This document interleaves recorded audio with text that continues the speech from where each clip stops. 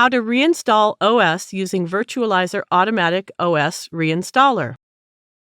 You can install or reinstall the operating system using the virtualizer. However, this option will delete all the data on your VPS.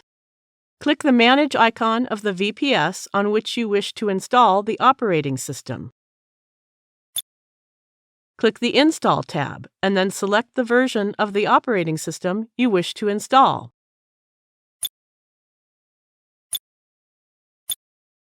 You can manually type the password, or you can generate a secure password automatically. To generate a password automatically, click the key icon. Copy and save the generated password, then click OK.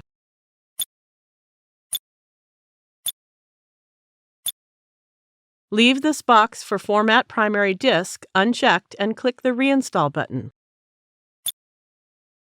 If you need the data on the VPS, you must have a backup. If you don't have a backup, click Cancel and first create a backup, then click OK to proceed. The OS installation begins. It may take a few minutes to finish. That's it. You know how to reinstall OS using Virtualizor. Thank you for watching.